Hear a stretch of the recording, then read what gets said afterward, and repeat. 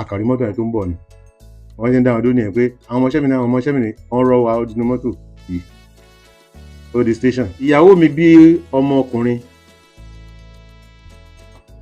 ọmọ yẹn ò tí ì ju ọmọ bí ọdún méjì lọ ògbà tí máa délé báyìí bẹ́ẹ̀ náà sọ fún mi pé ọlọ́run ló ní kẹ́ wá o ọlọ́run ló ní kẹ́ wá ọmọ yín o kò jẹun o kò ṣe kíní látàárọ̀ ọmọ yẹn kú kílẹ̀ tó mọ́ ọ̀rọ̀ ọmọ yẹn gan ló sọ èmi àti ìyá rẹ̀ ló sọ wá di ọ̀tá dè níyì. a lọ sí ilẹ̀ Kútọ́nù orí omi la gbà kọjá mọ́tò yẹn orí ibi tó ń gbà kọjá bíríjì tó ń gbà kọjá pákó ni wọ́n tẹ́ síbẹ̀ mọ́tò yẹn ó já sí bíríjì tó yẹ pé ẹsẹ̀ méjèèjì báyìí ó so báyìí ni ẹsẹ̀ méjèèjì báyìí ó tún dá lápá. ìgbà tá a máa dé ìlú kan wọ́n ń pè ní Síà nígbà tá a máa parí eré táwọn ọmọ ìlú yẹn tán bẹ̀rẹ̀ Síà bí orúkọ wọn tán bẹ̀rẹ̀ wàhálà táwọn wéyìí wọn ò pa wọn ò pa wọn ìmẹ́ni kankan inú òjò ni mo ń sùn. orúkọ tèmi ni Ezekiel Atilọ́lá tí gbogbo èèyàn ń pè ní Tóńbòlò. nígbà tí mo bẹ̀rẹ̀ iṣẹ́ orí ìtàgé mo bẹ̀rẹ̀ lọ́dọ̀ Àlàó Ṣórónkẹ́ ọ̀gá mi ó ti kú kọ́lọ́mbà fi ọ̀run kẹ́. nígbà tí mo wà lọ́dọ̀ ọ̀gá Àlàó wọ́n wá bá mi ní ìlú wa ni nígbà tí mò ń tẹ̀lé wọn mo jọ ń lọ dáhùn lọ káàkiri tí ò bá ti sí oúnjẹ tí ò sí nǹkan báyìí màá kó wọn ó di oko dádì mi a lọ wàṣù ayé àgbàdo bí ká máa bọ̀ kí bàbá pàdé wa lójú ọ̀nà wọ́n yọ igi tìmí kán bẹ̀rẹ̀ sí ní ṣépè nígbà tó yá tá a kó lẹ́yìn ọ̀gá Àlàó àtúnjọ wà Òjùpá Ògo kó àwọn ọmọ ẹ̀ wá láti Ìbàdàn gbà yẹn lọ́hùn àwa jọ ń ṣiṣẹ́ àjọ ń lọ àjọ ń bọ̀ àjọ ń lọ àjọ ń bọ̀ bàtò tún yá tún padà sẹ́yìn ọ̀gá Àlàó.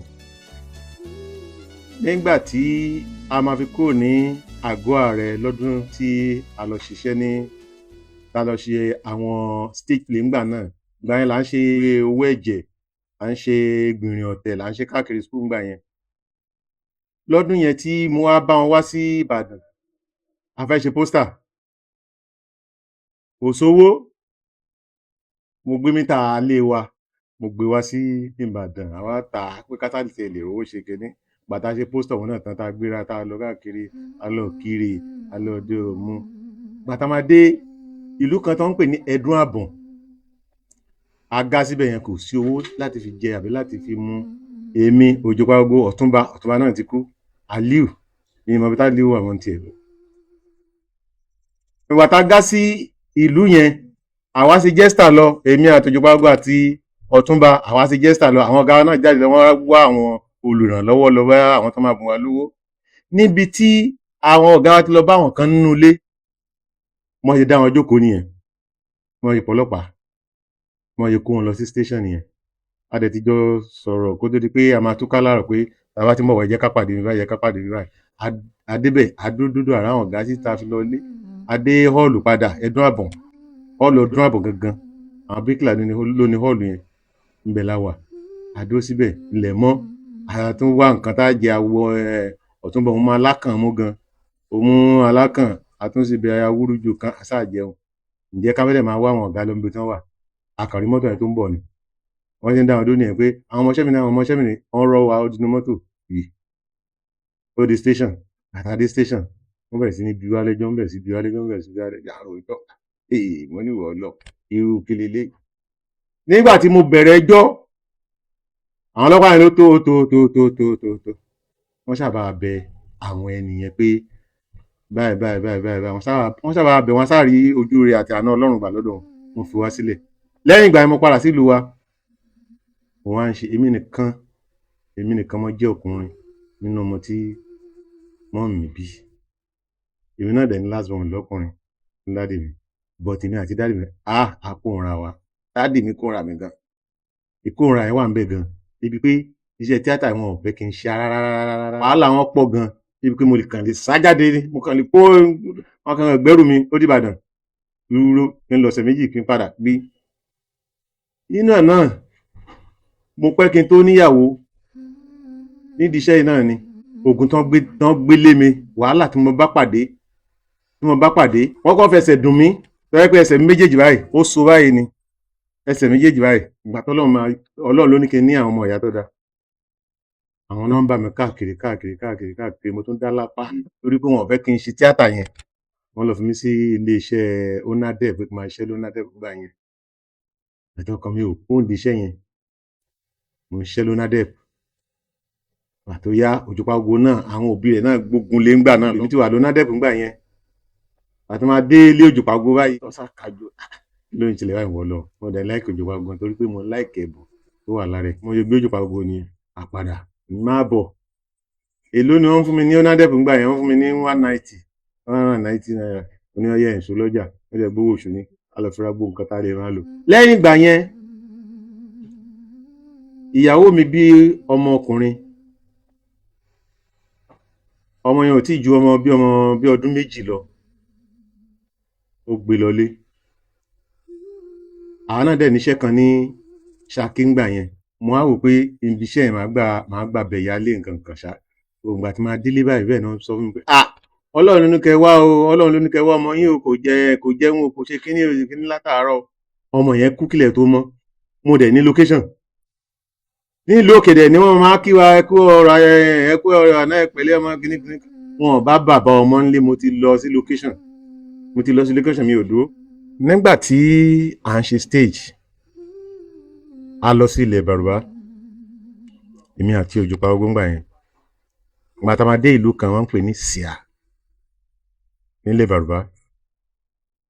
Nígbà tá a máa parí eré, táwọn ọmọ ìlú yẹn tán bẹ̀rẹ̀ Síà bí orúkọ wọn, tán bẹ̀rẹ̀ wàhálà táwọn wé, wọn ò pa wá lọ́pẹ́lọpẹ́ Ọlọ́run. Kódà gan àwọn ọlọ́pàá ìlú yẹn wọn ò lẹ́nu ń bẹ̀. Àwọn ọlọ́pàá ò lè dá wọn lọ́wọ́ kọ́. Oore ọ̀fẹ́ Ọlọ́run la fi kúrò nílùú yẹn.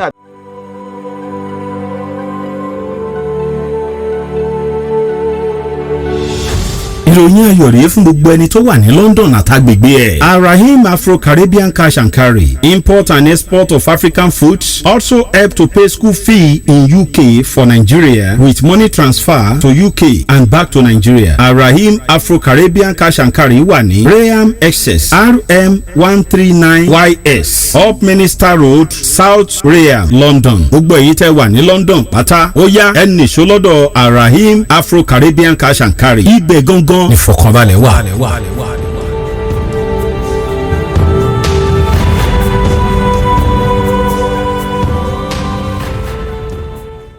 A lọ sí ilẹ̀ Kútọnu, èmi àti Òjùpá Gógó yìí náà ni. Orí omi la gbà kọjá. Nígbà tí à ń padà bọ̀ wá, mọ́tò tó ń kó rice tó ń kó flour náà là ń bá bọ̀. Ọlọ́run kan yọ wá lọ́nà yẹn torí pé mọ́tò yẹn orí ibi tó ń gbà kọjá, bíríjì tó ń gbà kọjá, pákó ni wọ́n tẹ́ síbẹ̀.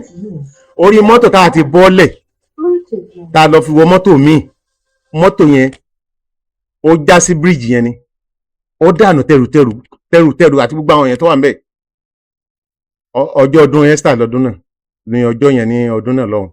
Ṣé nígbà tí à ń ṣe performance tí mo lọ́ọ̀sì ọmọ mi ni tọmọ mi kú kí ni wọ́n fẹ́ ṣe? Ọ̀rọ̀ ọmọ yẹn gan ló sọ èmi àti ìyá rẹ̀ ló sọ wá di ọ̀tá dè níyì. Níṣẹ́ Yẹmí Adégúnjú òun ló gbé mi dé Abẹ́òkúta. Nígbà tí mo débi iṣẹ́ Yẹmí Adégúnjú náà, wàhálà pọ̀ ló gbé mi mẹ́ni kankan. Inú òjò ni mo ń sùn rẹ̀ mo ti pàdé arábìnrin kan tó ń pè ní Yẹmisí Adénákàn, ìyá tí ń kú. Ńbẹ̀ láti mọ́ra, àtijọ́ ń sọ̀rọ̀ wẹ́rẹ́wẹ́rẹ́. Ńbẹ̀ lọ́rọ̀ wa ti wọ̀ papọ̀. Òun ló jẹ́ kí n dèrò Abẹ́òkúta lénìí yìí. Àwọn kan pè wá síṣẹ́ ní Àbújá. Ẹ̀ẹ̀mejì àbẹ́ẹ̀mẹ́ta mo ti lọ sí Àbújá. Àbújá àkọ́kọ́ tí mo kọ́kọ́ lọ, mi ò mọ bí ẹrù mi ṣe sọnù. Gbogbo aṣọ tí mo kó dání àtowó àti gbogbo nǹkan tí mo kó sínú báàgì yẹn, èmi àtọ̀rẹ́ mi jẹ́jẹ́ sí. Mi ì mọ bí báàgì yẹn bó ṣe lọ́ọ̀sì. Aṣọ kan ṣo tí mo wọ̀ lọ́rùn báyìí, tá a wọ̀ lọ́rùn àwọn méjèèjì. Iná ìlà gbé dé Àbújá, àwọn ará Àbújá wọ́n sì ń wọ aṣọ sí wa lọ́rùn. Lẹ́yìn ìgbà náà ta tún máa wá tún padà lọ sí Àbújá. Níbi tá a ti ń lọ à ń sọ fún mọ́tò pé má sáré, eré yìí pọ̀ nígbà tí accident máa ṣẹlẹ̀ báyìí. Táyà ẹ̀gbẹ́ kan báyìí, sáìdì dírẹ́fà táyà méjèèjì ó fọ́ lẹ́ẹ̀kan náà, nínú igbó ló fọ́ sí. Lóru pẹ̀lú àwọn kéèké. a pe àwọn ọlọ́pàá ò dúró tálá fẹ́ pè kò sẹ́nì kankan. Ọlọ́run ọba ló kó wa yọ lọ́dún kan tí Ogun State tí a ń ṣe fiesta tá a máa ń ṣe national meeting, Ogun State gba national meeting. Ọjọ́ yẹn a ní performance. Ọjọ́ yẹn náà pè mí pé ọmọ mi ṣaláìsí lẹ́kọ̀ọ́, second born mi ọmọ 23 years. Mi ò lè lọ sékòó. Àgbà tá a parí performance yẹn, ọ̀rọ̀ yẹn ló di wàhálà láàrin mi àti ọmọ ẹ̀dùn níyì o, tàbí kọra wálẹ̀. Àwọn mo dúpẹ́ fọlọ́run ọba pé mo ṣì wà láyé. Torí mo gbà pé ẹni tí ó kú òun ni tiẹ̀ tán, ẹni tí ò tí ì kú ìrètí ṣì ń bẹ. Láti ìgbà náà mo ti ń struggle àti jẹ àti mu àti náà ti lò mú struggle láti jẹ́ pé kémi náà tẹ̀ ṣe fíìmù. Àmọ́ tó à ń ta náà ni kò tí ì jó. Láti ìgbà mo ti fẹ́ ṣe return of Tombolo, tèmi náà mo fẹ́ pé tẹ̀ ṣe return of Tombolo, kémi náà tẹ̀ ṣiṣẹ́ tèmi. A dúpẹ́ fọlọ́run ọba. Wọ́n ní ọ̀nà téèyàn bá ń tọ̀ tí ò bá kúrò ń bẹ̀, èèyàn ajá náà ń jọ́ kan. Wọ́n dẹ̀ lójú tó rí ibi tí ò fọ́ ni. Ó dájú ó ń bọ̀ àárí lẹ́yìn wọ́ọ̀la. Àdúrà wa gbà. Ohun tó jù mí rí nídìí iṣẹ́ tíátà ó pọ̀ gan láì lè fẹnu sọ. Àìmọye lóríṣiríṣi, àìmọye ìṣòro tí mo ti bá pàdé, àìmọye ìpèníjà tí mo ti bá pàdé nídìí iṣẹ́ yìí. Àmọ́ mo dúpẹ́ fọlọ́run ọba pé mo ṣì wà lénìí, pé Ọlọ́run ọba á ṣe ìyanu. Bóyá ẹ fẹ́ pè mí sórí aago mi, tẹlifóònù nọ́mbà mi 081 02 72 37 39 lẹ́ẹ̀kan sí 081 02 72 37 39.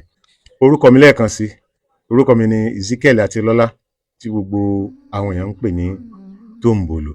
Aula Bitter Tea, ẹkùn akíkanjú tí ń wọ̀yá ìjà pẹ̀lú àwọn àìsàn bíi kíndìnrín èyí tó ní stone nínú kidney stone yóò mẹ́ẹ̀tì rẹ̀ tẹ́ẹ̀sì yámọ́ ìgbẹ́ dànù. Òun kan náà sì tún ní o ló ń ṣiṣẹ́ fún liver, àìsàn jẹ̀dọ̀jẹ̀dọ̀, a tún máa ṣiṣẹ́ fún heart, èèyàn ìṣòro àìlèmí sókè sódò dáadáa, tó tún ṣiṣẹ́ fún ìfúnpá gíga high blood pressure. Bákan náà gbogbo ẹ̀yin tẹ́ bá ní ìṣòro ìsétọ̀ tá a mọ̀ sí prostate cancer, gbogbo àwọn àìsàn tá a là kalẹ̀ yìí pátápátá ni yóò wo gbogbo ẹ̀sán. Gbogbo ẹ̀yin tẹ́ wà ní Manchester láti rí egbògi Aula Bitter Tea rà, ẹ kàn sí wọn ní nọ́mbà 45 Middleton Garden, Manchester M24 1AB, tàbí kẹ́ ẹ pè sórí àwọn nọ́mbà tó wà lójú ìwòran yìí àti Nigerians nọ́mbà yìí pẹ̀lú. Egbògi Aula Bitter Tea, ewé àtegbò pọ́nbélé wọ́n fi ṣe àgbékalẹ̀ rẹ̀. Pẹ̀lúra lónìí kò jẹ́rìí sí ìmọ̀ ìjìnlẹ̀ tiwantiwa.